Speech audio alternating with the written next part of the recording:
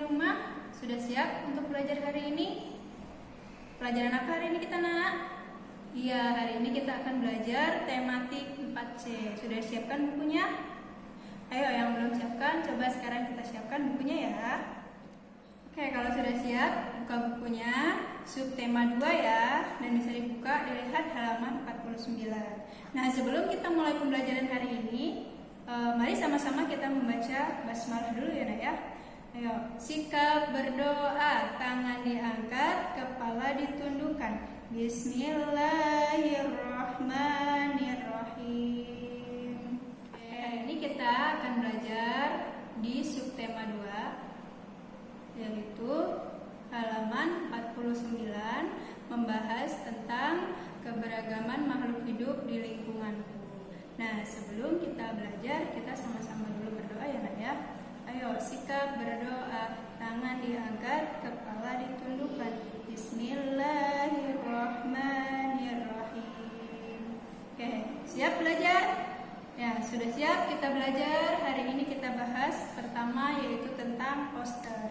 Nah, di pembelajaran kemarin, teman-teman pasti sudah membahas atau sudah mengetahui sedikit banyaknya tentang poster ya, Nak ya. Nah, jadi kita bahas. Nah, jadi poster itu tadi apa, Nak? Ya, poster itu adalah lembar pengumuman yang dipajang atau dipasang di tempat umum. Biasanya dia berupa pengumuman atau juga berupa iklan. Tujuan poster ini dibuat adalah untuk mengajak atau menginformasikan sesuatu kepada halayak umum. Nah, sudah paham tentang pengertian poster dan tujuannya, Nak?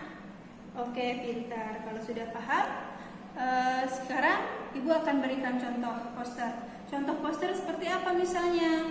Ya, tadi kan tujuan poster yaitu mengajak atau memberitahukan atau menginformasikan kepada halayak umum tentang tujuan apa yang ingin kita sampaikan ya. Nah, jadi contohnya poster itu kalian bisa lihat di buku cetaknya 4C halaman 53. Di sana ada gambar tentang ini.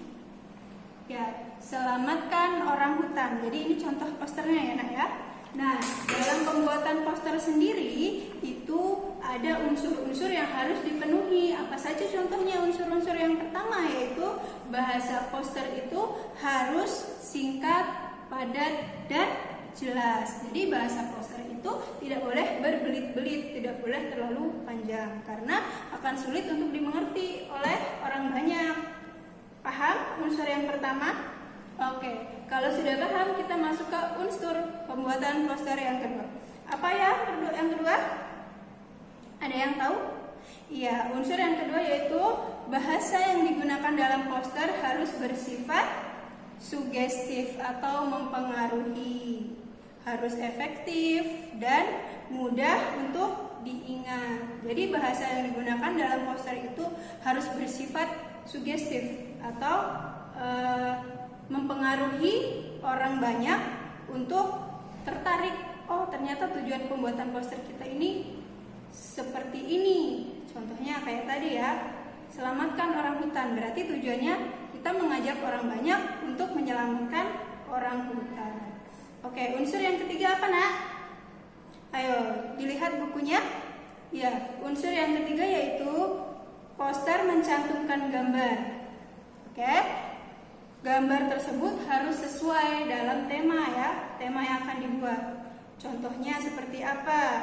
Ya, harus sesuai tema itu seperti ini. Misalnya teman-teman ingin membuat poster seperti yang Ibu sebutkan tadi ya. Ayo selamatkan orang hutan. Jadi gambarnya biasanya ada apa saja di sana? Ada gambar hutan seperti pepohonan, rumput, dan satu lagi gambar hewan. Hewannya apa? Orang hutan. Jadi kita sudah jelas menyampaikan di poster itu bahwa kita harus menyelamatkan orang hutan. Jadi gambar dan warnanya itu harus menarik. Nah, sudah jelas tentang unsur-unsur poster, Nak? Oke, pintar. Kalau sudah jelas, kita masuk ke pembelajaran selanjutnya, yaitu tentang apa? Ada yang sudah tahu? Ayo dibuka bukunya halaman 54. Kita akan mempelajari tentang bagian tubuh hewan. Nah, teman-teman di rumah, Ibu mau tanya, ada yang punya peliharaan hewan di rumah? Ayo, siapa yang punya? Pasti di antara kalian ada yang punya ya. Mungkin ada yang mempunyai peliharaan hewan di rumah lebih dari satu. Contohnya apa? Misalnya kalian memelihara kucing atau yang suka reptil ya, kucing atau burung. Kalian banyak kan memeliharanya di rumah. Oke, sekarang kita akan mengetahui bagian-bagian tubuh dari hewan yang ada di rumah kalian. Contoh yang kita bahas yang pertama apa? Hewan yang biasanya dipelihara di rumah contohnya kucing. Oke, kita bahas tentang tubuh kucing dulu ya nak ya. Nah, kalian bisa perhatikan bukunya di halaman 54. Di sana ada gambar kucing dan bagian-bagian tubuhnya. Nah, biasanya kucing itu terdiri dari apa saja nak bagian tubuhnya? Iya, ada kepala, ada ekor, ada kaki, ada kumis, ada hidung, ada mata, dan ada mulut. Nah, bagian-bagian tubuh itu memiliki fungsi masing-masing ya nak ya. Coba, sekarang ibu mau tanya, fungsi ekor kucing itu untuk apa ya? Iya, cerdas sekali. Kalian sudah tahu ya, fungsi ekor itu untuk keseimbangan tubuh kucing. Jadi, fungsinya untuk keseimbangan tubuh. Nah, selanjutnya apa lagi? Kumis. Kumis itu fungsinya apa? Iya, untuk mendeteksi benda yang ada di sekitar dia tanpa harus melihat. Contohnya, ada bau ikan. Walaupun di rumah mati lampu atau lampunya dimatikan, gelap kan, kucing tetap bisa tahu dari kumisnya tadi. Dia tahu, oh ternyata ini bau ikan. Terus apalagi, oh ternyata ada tikus. Jadi makanya tidak heran kucing itu bisa menangkap tikus dalam keadaan gelap sekalipun. Oke, sudah mengerti fungsi kumis? Iya, sekarang apalagi bagian selanjutnya? Tentang telinga. Telinga yang kita sudah tahu ya fungsinya untuk apa? Untuk mendengar. Mata untuk melihat. Mata kucing itu tajam ya nak ya. Dia bisa melihat walaupun dalam kondisi gelap sekalipun. Nah, selanjutnya apa lagi? Hidung. Hidung untuk mencium. Dan mulut untuk untuk makan. Kalau cakar gunanya untuk apa nak? Cakar kucing? Iya, gunanya untuk menangkap atau menerkam mangsanya ya, untuk mencabik-cabik mangsanya. Sudah paham tentang bagian tubuh dan manfaatnya di hewan kucing? Iya, kalau sudah paham, coba diperhatikan lagi. Selanjutnya hewan apa lagi yang bisa dipelihara di rumah selain kucing? Iya, ikan. Ada yang pelihara ikan di rumah nak? Iya, pasti ada ya. Nah, kalian tahu nggak bagian-bagian tubuh ikan dan manfaatnya di bagian tubuh itu apa saja? Sudah tahu? Nah, kalau sudah tahu, kita bahas lagi. Kalau yang belum tahu, biar lebih tahu ya nak ya. Oke, bagian tubuh pada ikan itu apa saja yang pertama? Ya, sama seperti kucing tadi ya. Ada kepala, ada ekor, ada sisik, ada mata, ada sirip, ada insang. Nah, sekarang kita bahas fungsinya ya. Nah, fungsi bagian tubuh yang pertama yaitu kita bahas ya dulu, sisik. Nah, sisik di tubuh ikan itu berfungsi untuk apa nak? Iya, cerdas sekali, untuk melindungi tubuh ikan. Coba kalau ikan tidak ada sisiknya bagaimana? Iya, dia akan mudah terluka. Tapi ada juga yang tidak memiliki sisik. Tapi biasanya tidak memiliki sisik, itu kulitnya cenderung tebal. Oke, selanjutnya sirip. Nah, sirip ini di dalam ikan, sirip itu ada berapa nak? Iya, biasanya sirip itu ada 5. Sirip apa saja? Sirip di bagian punggung, sirip di bagian belakang di dekat ekor ya nak ya. Terus apalagi? Sirip ekor, apalagi? Sirip di bagian perut, di bagian bawah perut ikan itu ada siripnya ya nak ya. Dan sirip di bagian dada. Nah, teman-teman tahu nggak? Sirip di bagian ekor ikan itu fungsinya untuk apa? Iya, cerdas. Sirip di bagian ekor ikan itu fungsinya mengatur gerak ikan. Jadi ikan bisa bergerak kemana saja, ya, itu diatur dengan sirip ekornya. Nah, selain itu ikan juga bernapas menggunakan apa, Nak? Iya, ikan itu bernapas menggunakan insang. Oke, setelah itu kita akan membahas binatang peliharaan selanjutnya, yaitu burung. Di rumah ada yang suka memelihara burung? Ada ya? Oke, burung apa saja yang kalian punya di rumah? Pasti banyak. Oke, kalian memelihara burung, sudah tahu belum bagian-bagian dan fungsi dari tubuh burung itu apa saja? Oke, kita bahas dulu ya. Di bagian burung itu sama seperti hewan-hewan lainnya, dia juga memiliki kepala, memiliki kaki untuk berjalan dan mengambil makanan. Dia juga memiliki mata untuk melihat, memiliki telinga untuk mendengar, dan memiliki lubang hidung untuk bernapas. Apalagi? Iya, burung juga memiliki paruh. Untuk apa paruh itu? Untuk mengambil atau mematuk makanan atau mangsanya. Kemudian apalagi di bagian tubuh burung? Iya, ada sayap. Sayap fungsinya untuk apa, Nak? Iya, untuk terbang. Selanjutnya ada ekor untuk mengemudi atau penyeimbang saat dia terbang, ya. Nah, selanjutnya kupu-kupu. Di rumah siapa yang suka kupu-kupu? Atau ada yang memelihara kupu-kupu? Oke, nggak ada ya. Mungkin kupu-kupu itu biasanya terbang bebas. Biasanya ada di mana? Di bunga-bunga, ada di taman, ya. Kupu-kupu itu banyak sekali jenisnya dan berwarna-warni. Sangat cantik kan? Nah, kalian tahu kupu-kupu yang sering kalian lihat itu, dia juga mempunyai bagian-bagian tubuh dan fungsinya. Sama masih seperti tadi ya, kupu-kupu juga dia memiliki bagian kepala. Terus dia juga memiliki antena. Untuk apa? Untuk membaui dan meraba.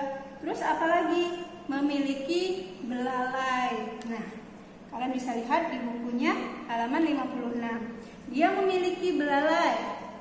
Untuk apa belalai ini fungsinya? Untuk menghisap madu. Terus apalagi? Mempunyai 2 pasang sayap yang indah untuk terbang. Dan dia juga memiliki badan. Oke, teman-teman sudah jelas dari bagian-bagian hewan yang kita bahas tadi? Sudah ya? Nah, kalau sudah jelas, kita bahas selanjutnya, yaitu tentang bagaimana cara pemeliharaan atau perawatan hewan peliharaan.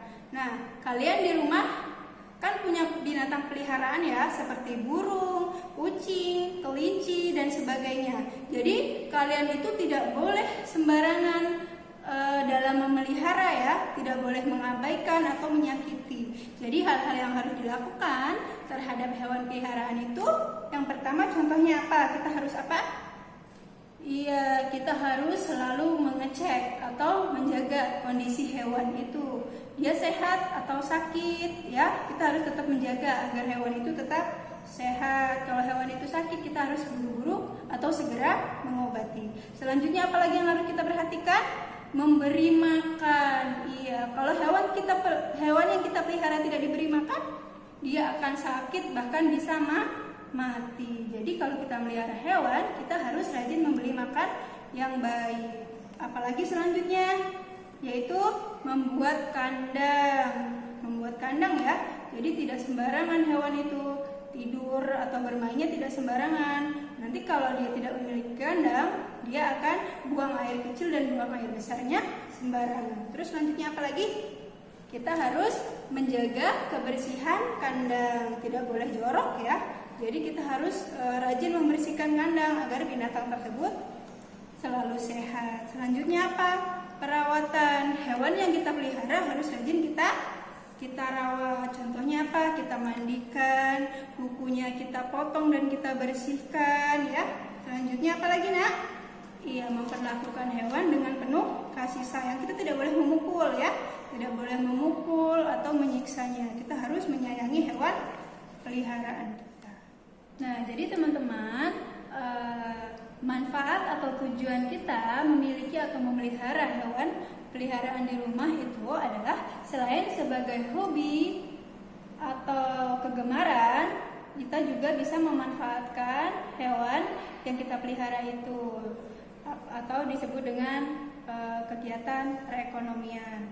Apalagi selain itu, kita juga dapat melindungi hewan agar tidak punah. Nah, kita akan membahas tentang kegiatan perekonomian yang memanfaatkan sumber daya hewan. Ada dua yang akan kita bahas ya. Yang pertama yaitu peternakan dan perikanan. Yang peternakan kita akan membagi menjadi tiga kelompok ya, menjadi tiga kelompok.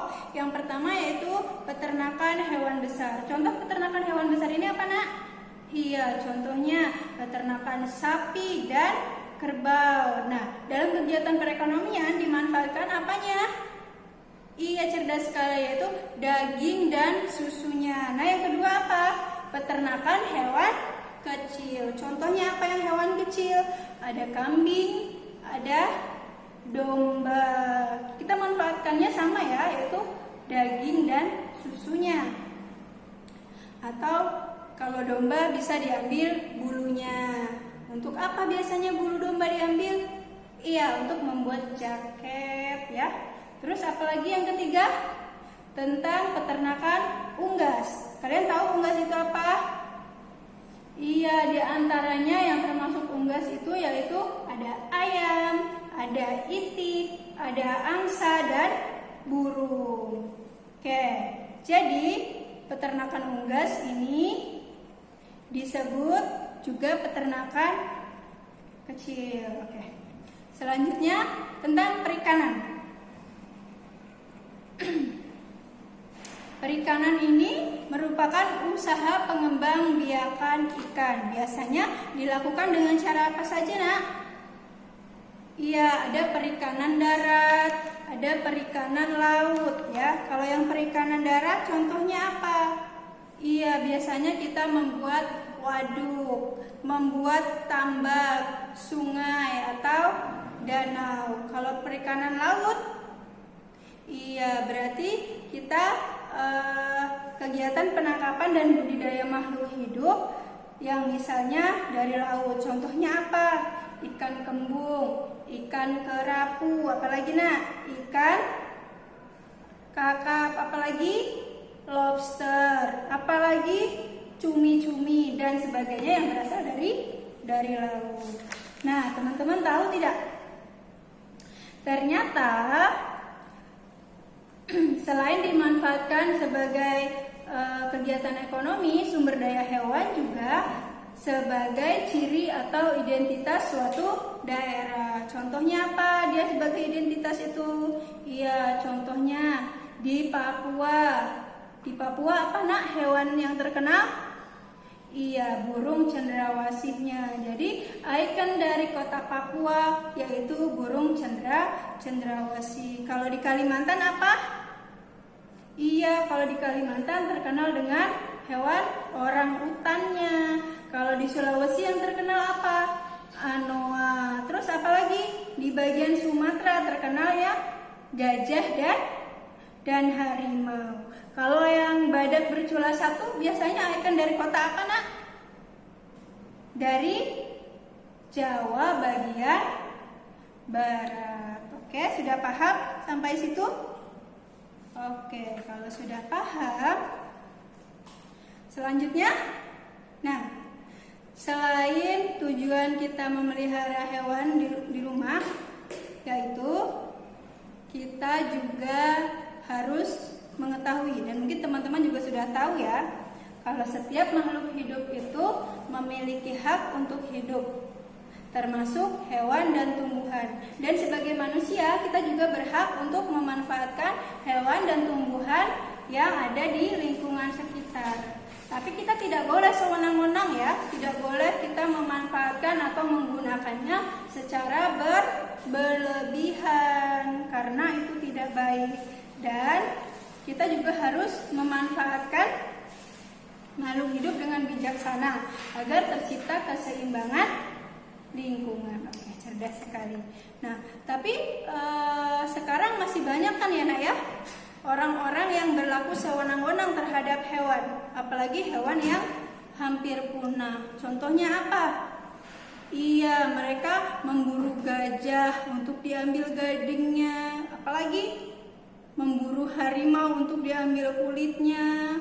Masih banyak ya orang-orang yang sewenang-wenang memperlakukan hewan liar. Contohnya apalagi? Mengambil sirip ikan hiu, menebang hutan yang menyebabkan hilangnya habitat hewan liar. Karena penebangan hutan itu, maka seperti orangutan dan binatang-binatang lainnya yang hampir punah yang hidup di hutan, dia kehilangan tempat tinggal. Jadi kita harus melestarikan lingkungan ya. Oke. Nah, selanjutnya kita akan membahas tentang habitat atau tempat hewan. Habitat atau tempat hewan itu ada apa saja? Ya, ada di darat, ada di laut atau di air, ada di hutan. Contoh yang di hutan apa saja, Nak? Iya, biasanya kalau yang di hutan itu ada hewan-hewan liar seperti harimau, gajah, apalagi singa, orangutan ya. Terus kalau yang di bagian darat sangat banyak ya. Ada ayam, ada kucing, ada kerbau, sapi, kambing. Kalau di bagian gurun atau di padang pasir biasanya hewan apa saja yang tumbuh di sana? Iya, ada unta, ada kadal, dan ada ular.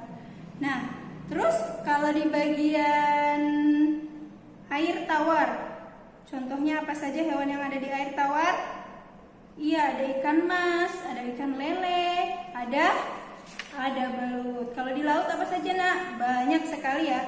Kita ambil contohnya 3 saja. Contohnya ada gurita, ada kuda laut, dan paus atau hiu juga ada di sana ya. Nah, selanjutnya apalagi? Kalau di air payau ada ya, yaitu lobster, ikan bandeng, ada udang. Kalau di bagian hidup di darat dan di air, ada apa saja yang bisa hidup di darat dan di air? Iya, ada katak dan salamander. Oke, sudah paham habitat hewan? Tadi ada di darat, di air, di hutan, dan di mana? Iya, dia bisa hidup di darat dan di air. Oke, sekarang kita akan bahas tentang ciri khusus beberapa jenis hewan. Nah, kita ambil contohnya, coba kalian lihat di halaman 76. Di sana membahas tentang ciri khusus bebek. Nah, teman-teman tahu bebek? Iya, bebek yang suka berenang di air itu. Nah, ciri-cirinya sudah tahu? Iya, apa contohnya ciri-ciri bebek? Iya, memiliki paruh yang berbentuk sudut. Terus apa lagi? Kakinya memiliki selaput. Gunanya apa kaki bebek itu berselaput? Agar dia berenang dengan benar. Terus apa lagi? Fungsi selaput di kaki bebek? Iya, untuk menjaga keseimbangan ketika dia berjalan di lumpur. Nah, kalian sudah perhatikan gambarnya di sana? Oke, selanjutnya kita masuk ke hewan unta.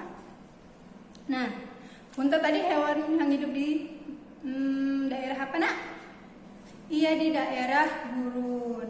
Ternyata unta ini dapat bertahan hidup tanpa makan dan minum selama beberapa hari. Kenapa dia bisa bertahan tanpa makan dan minum selama beberapa hari? Karena dia memiliki punduk.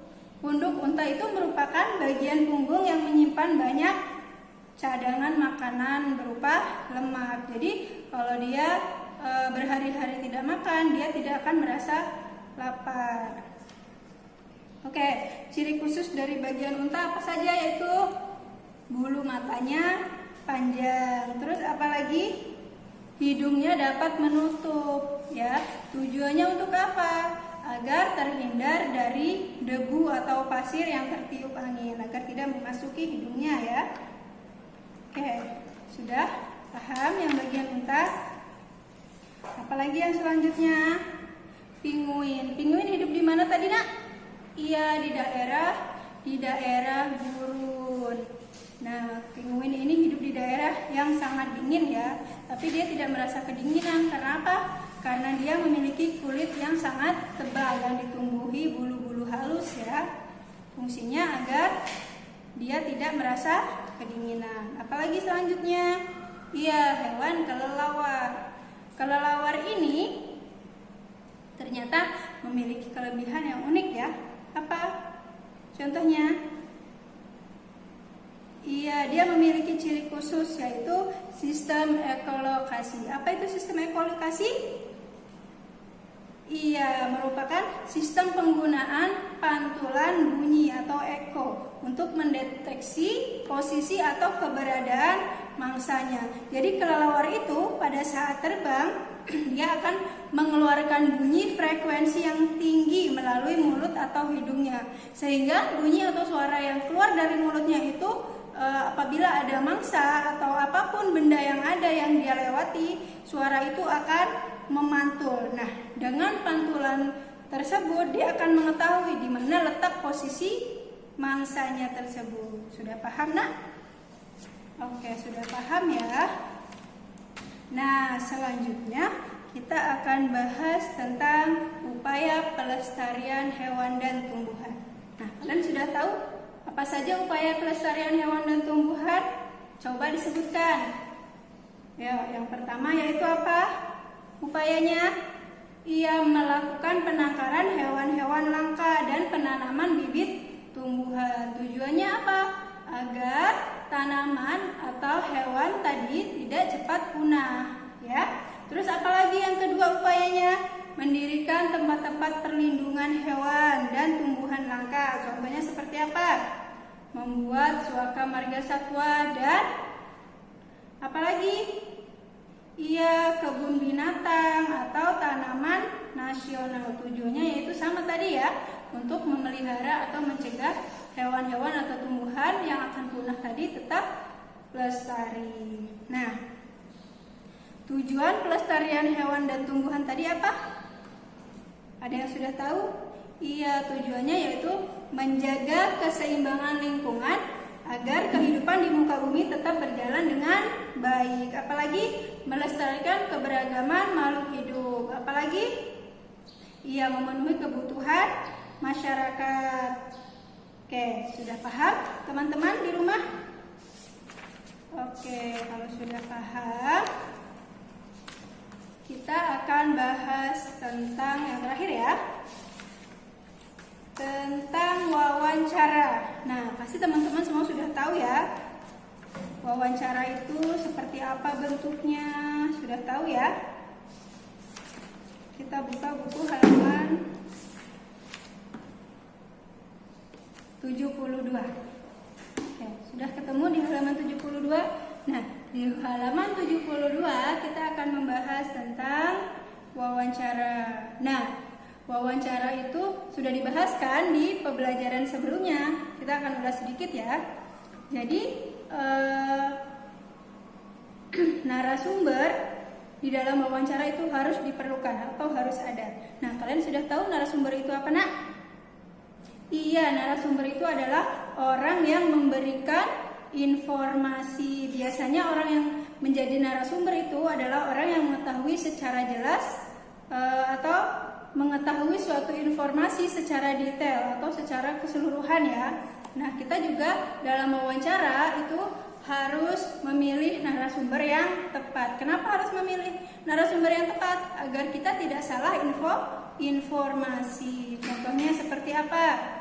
Nah, kalau kita ingin mengetahui jenis-jenis hewan apa saja yang terdapat di suatu kebun binatang, maka narasumber yang kita harus wawancarai siapa? Iya, penjaga kebunnya, penjaga kebun binatang. Jadi kita tidak boleh salah narasumber. Oke, sudah paham?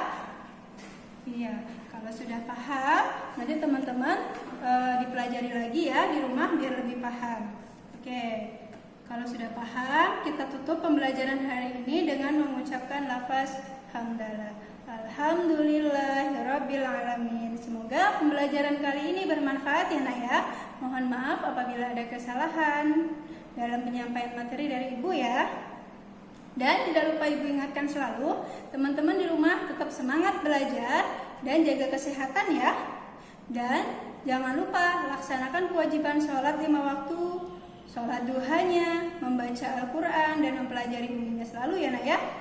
Oke, terima kasih. Tetap semangat anak-anakku di rumah. Assalamualaikum warahmatullahi wabarakatuh. Sampai jumpa.